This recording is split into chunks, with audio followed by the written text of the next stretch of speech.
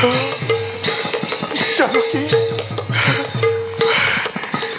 জানকী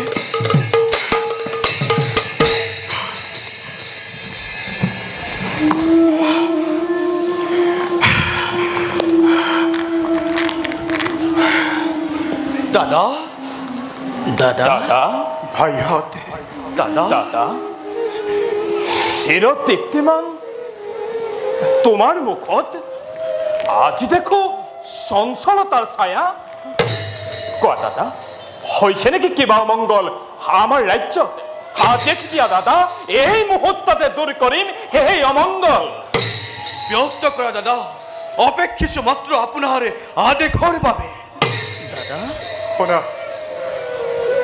শুনা ভাইহঁত কোৱা দাদা জানিব পাৰিছো মই দুৰ্মুখ নামেৰে এক দুৰ্জনে দুৰ্মুখ জনক নন্দিনী সীতাক কি মাতে কলংকিনী দাদা আৰু দুচৰিত্ৰা বুলি ৰাজ্যত অপযোগ কৰিছে প্ৰচাৰ দাদা দাদা আৰু আৰু বিশ্বাস কৰি সেই কথা অযোধ্যাৰ সাধাৰণ প্ৰজাই আজি আজি সীতাৰ অপযোগ ৰাজ্যত দুগুণে কৰিছে প্ৰচাৰ অগ্নি পৰীক্ষাৰ কথা কি নাজানে সিহঁতে তথাপিতো দেৱী জানকীক কলংকিনী বুলি কৰিছে প্ৰচাৰ কোন সেই দুৰ্মুখ দুৰ্জন আজ্ঞা দিয়া দাদা মুহূৰ্ততে শিৰচ্ছেদ কৰো সেই দুৰ্মুখৰ বলা বলা ভাই যাওঁ আমি জামৰ মূৰ্তিৰে স্বৰ্ণকৃত কৰো সেই দুৰ্মুখৰ দাদা লক্ষ্মণ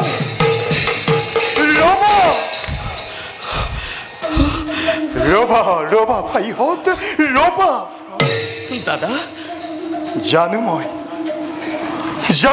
শিৰচ্ছেদ কৰিব পাৰিবা তোমালোকে সেই দুৰ্মুখৰ নিশ্চয় দাদা কিন্তু কোৱাচোন ভাইহঁত পাৰিবানে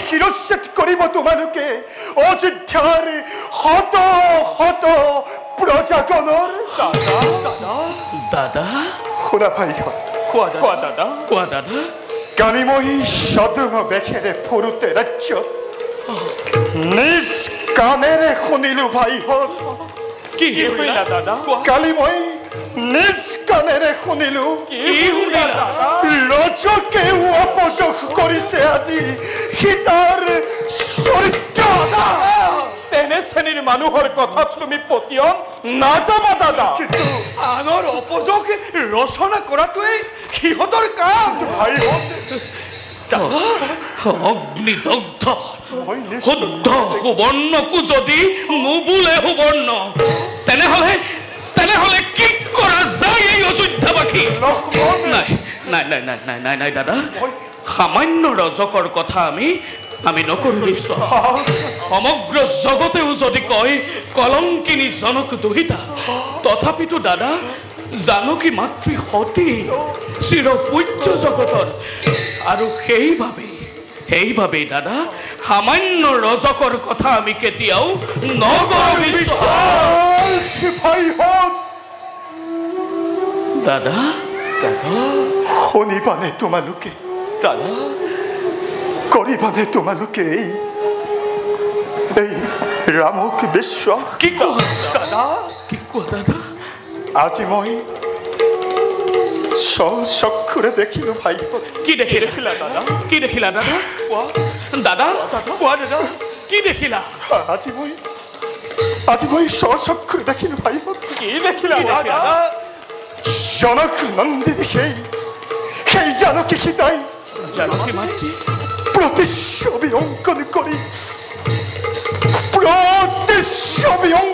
কৰি সেই ৰাক্ষস ৰাৱণৰ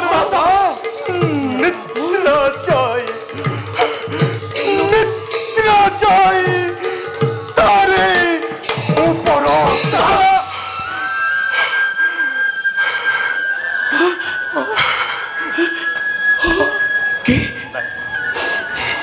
কি কলা দাদা ভাইহঁত কি কলা দাদা নিদ্ৰা যায় তাৰে ওপৰত জনক নন্দিনী জানকী মাতৃয়ে প্ৰতিচ্ছবি অঙ্কন কৰি ৰাক্ষস ৰাৱণৰ নিদ্ৰা যাই তাৰ ওপৰত। নহয় নহয় দাদা, এই কথা মোৰ কেতিয়াও নহয় বিশ্বাস। নাই নাই নাই নাই নাই দাদা অসম্ভৱ, দাদা অসম্ভৱ, অসম্ভৱ, দাদা অসম্ভৱ, অসম্ভৱ দাদা হ'ব পাৰে অসম্ভৱ আনৰ ৰাজ্যত, হ'ব পাৰে অসম্ভৱ আনৰ ভাগ্যত। কিন্তু ভাইহঁত, ৰামৰ ৰাজ্যত, ৰামৰ ভাগ্যত যত মানে আছে অসম্ভৱ, সকলো অসম্ভৱ এইটো এদিন হৈছিল সম্ভৱ। বৈ মাতৃ কৈকেয়ী সেই কুপদৃষ্টি আৰু পঞ্চৱতী বনৰ স্বৰ্ণমৃগ মনত পেলোৱা ভাই। পঞ্চৱতী বনৰ সেই স্বৰ্ণমৃগ আৰু পানীটো বঙা শিল, এই সকলোবোৰ অসম্ভৱেইটো এদিন হৈছিল সম্ভৱেই। ৰঘুবংশী দুৰ্ভগীয়া ৰামৰ ভাগ্য।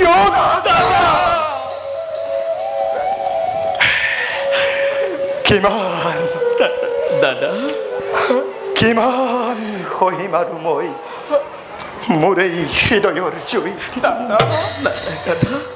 ৰাজকুলত জন্ম লৈ খাটিলো বনবাস 14 বছৰ।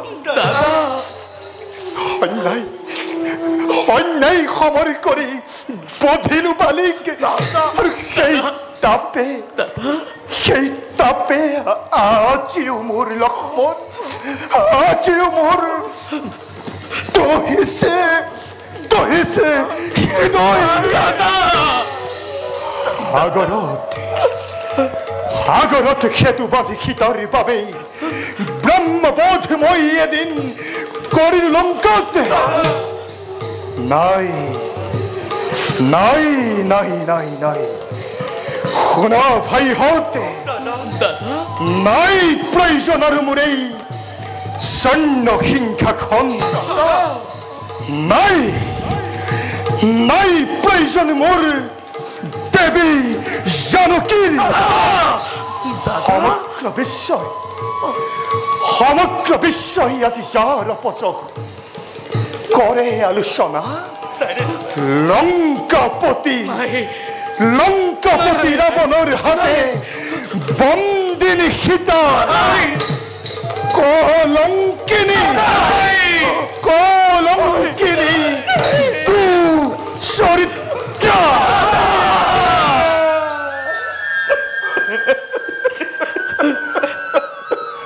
অসম্ভৱ অসম্ভৱ দাদা অসম্ভৱ। হ'ব পাৰে লংকাপতি ৰাৱণৰ হাতে বন্দিনী মাতা, তথাপিতো দাদা জানকী মাতৃ সতীত্বৰ জীৱন্ত প্ৰতিমা। লক্ষ্মণ দাদা জানকী মাতৃ সতীত্বৰ জীৱন্ত প্ৰতিমা। জীৱন্ত প্ৰতিমা। শুনা ভাইহঁত, ৰজা মই, নিশ্চয় দাদা প্ৰজা সেৱা জানো ভালদৰে। ৰজা হৈ প্ৰজামণ্ডলীৰ অসন্তুষ্টি মই কৰিম সাধন, আৰু এয়াই কি ৰাজ ধৰ্ম হব জগতত। শুনা ভাইহঁত, প্ৰজাৰ সন্তুষ্টিৰ অৰ্থে প্ৰয়োজনত কৰিব পাৰো মই সকলো অকাৰ্য, অপবাদ, অপযোগ, ৰঘুবংশৰ কলংক খণ্ডন কৰিবৰ হেতু বিসৰ্জন দিব পাৰো মই স্বৰ্ণ সিংহাখন। বিসৰ্জন দিব পাৰো মই তোমালোকে। তিনিও অনুযোগ প্ৰয়োজনতে প্ৰয়োজনতে বিসৰ্জন দিব পাৰো মই দেৱী জানকী।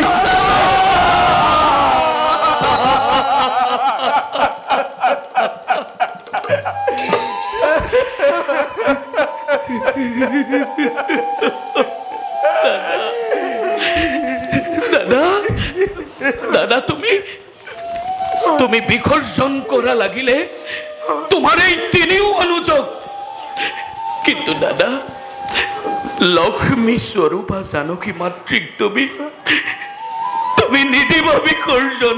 দাদা তুমি নিদিবা বিসর্জন। ভাই ভরত, যোৱা ভাই এৰি থৈ আহা তুমি দেৱী জানকী অৰণ্যৰ মাজত। কোৱা ভাই, মই পাৰিবানে তুমি? দাদা কোৱা কোৱা ভাই ভৰত, পাৰিবানে তুমি? দাদা কিয় কৰা এনে তোরা দেখে বাচ্চা খাতে ইতিমা দাদাই হলতরি হিরত পিসারে সুখ্যামা দাদা নরেন পালিব তোমারে রে নেস্তরা দেখে ও দাদা নরেন পালিব তোমারে রে নেস্তরা শত্ৰুঘ্ন, ভাই শত্ৰুঘ্ন, দাদা কোৱা পাৰিবানে তুমি? দাদা দাদা চৰণ ধৰে মই কৰিছু কাকুতি নোৱাৰিম পালিব এৰে নিষ্ঠুৰা দে ইয়াৰ বাহিৰে দাদা ইয়াৰ বাহিৰে তুমি যিমানেই নিষ্ঠুৰা দেখ নকৰা কিয় ও কান ধৰে ও ম্লান বদনেৰে পালিব তোমাৰ তাক শত্ৰুঘ্ন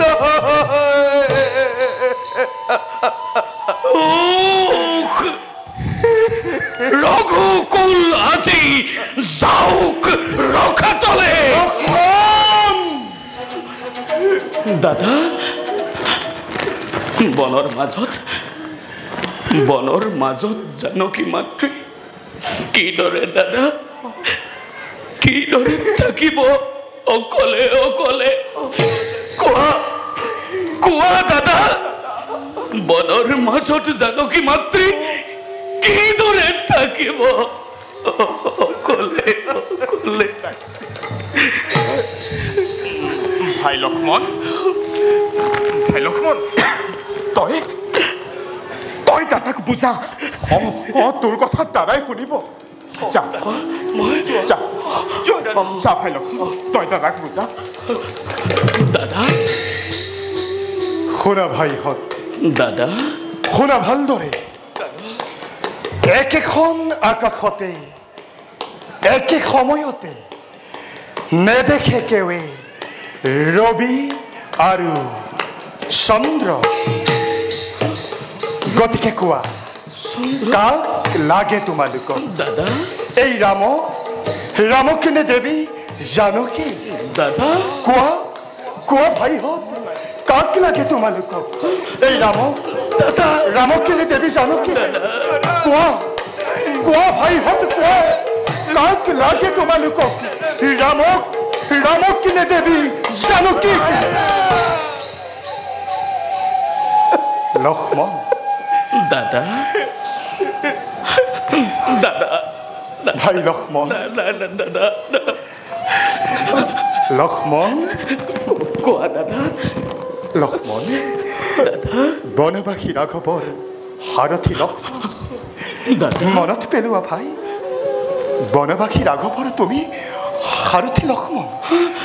কোৱা মোৰ স্নেহৰ অনুজ, কোৱা পাৰিবানে তুমি এই ৰামৰ আদেশ? দাদা মোক কোৱা লক্ষ্মণ, কোৱা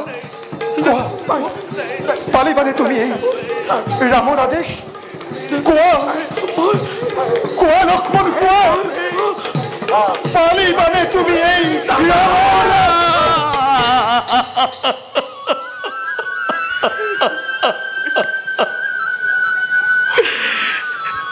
প্ৰত্যুত্তৰ নিবিচাৰিবা দাদা। লক্ষ্মণ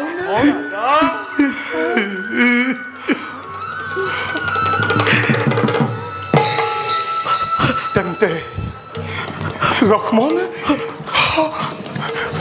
লক্ষ্মণ দাদা তেন্তে তেন্তে শুনা ভাই লক্ষ্মণ, কালিলৈ প্ৰাতঃতে সকলোৰে অজ্ঞাতে দাদা মহৰ্ষি বাল্মীকিৰ পণ্যত পুবন লোৱাৰ চলেৰে তুমি মই লক্ষ্মণ তুমি এৰি থৈ আহা দেৱী জানকীক অৰণ্যৰ মাজত।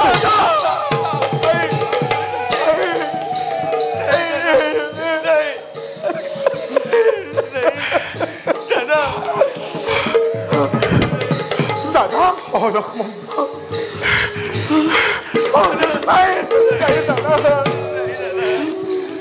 শুনা লক্ষ্মণ, এয়া ৰামৰ আদেশ। দাদা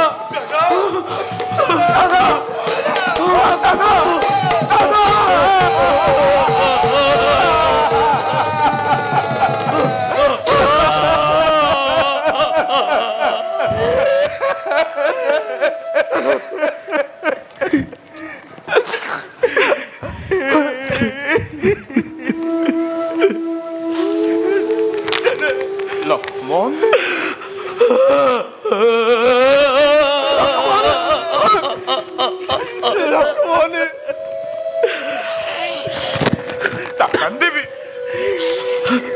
নাকান্দিবি লক্ষ্মণ, নাকান্দিবি। দাদা শ্ৰেষ্ঠ হৈ মই নোৱাৰো তোৰ সকলো চাবস্তিৰ হৈ, কিন্তু শলাগিছো তোৰ ভাতৃভক্তিক। লক্ষ্মণ শলাগিছো তোৰ ভাতৃভক্তিক, তোৰ দৰে ভাতৃভক্তি এই জগততে অতিকে বিৰল ভাই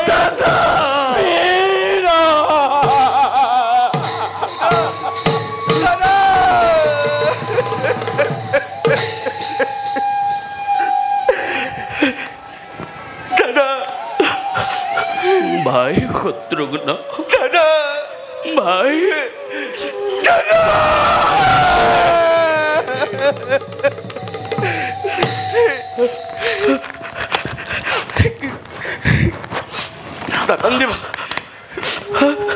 নাকান্দিবা দাদা, ভাই কান্দি আৰু কোনো লাভ নাই।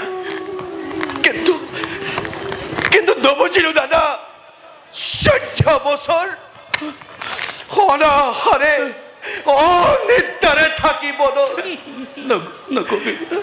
কাৰেগত এৰি তই স্নেহৰ উৰ্মিলাত তুমি যে মাতৃৰ সেবিছিলা চৰণ, আজি কোন হাতে দাদা, আজি কোন হাতে এৰি আহিবা তুমি পদৰ মাজত? কোৱা কোৱা দাদা, আজি কোন হাতে এৰি আহিবা ভাই পদৰ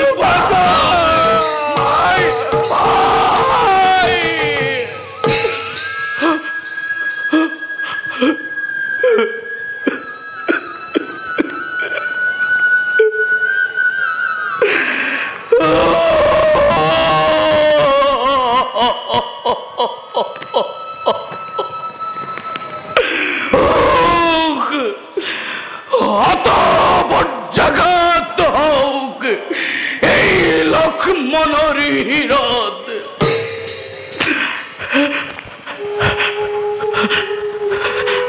হাই বসুমতী, হে আই বসুমতী, হে আই বসুমতী, তুমি তুমি এতিয়াও দ্বিখণ্ডিত হোৱা নাই কিয়?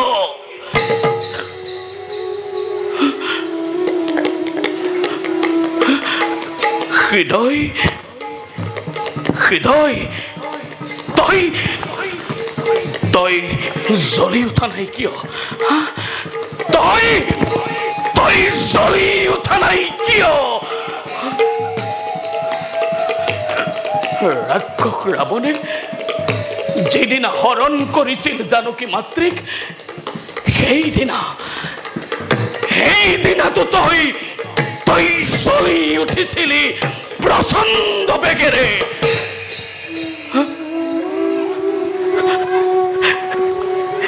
কিন্তু আজি আজি আজি কিয়? আজি কিয়? ৰাজ্যধন পৰিহৰি ত্যাগ কৰি মোৰ স্নেহৰ উৰ্মিলাক মই ৰাজ কাৰেঙৰ মাজত তোমাৰ বাবেই দাদা, মই তোমাৰ বাবে মোৰ শৰীৰত মেৰিয়াই লৈছিলো বাকলি বখন। আজি তুমি কিয় দিলা দাদা? আজি তুমি কিয় দিলা মোক ইমান নিষ্ঠুৰ আদেশ?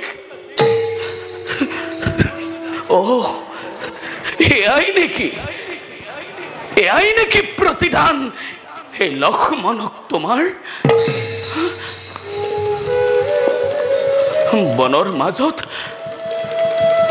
বনৰ মাজত দেৱী জানকীয়ে মোক যেতিয়া সুধিব, স্নেহৰ লক্ষ্মণ হিংস্ৰ জন্তুৰে পৰিপূৰ্ণ এই বনৰ মাজত মই কলৈ যাম?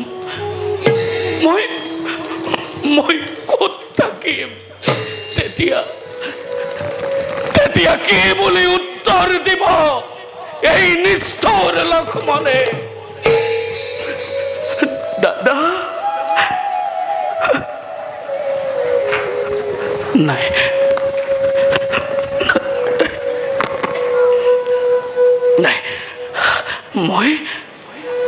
মই আৰু বিচলিত হলে নহব। নাই, মই বিচলিত হলে নহব। জ্যেষ্ঠ দাদা মোৰ পিতৃতুল্য। মই দাদাৰ আদেশ পালন কৰিবই লাগিব।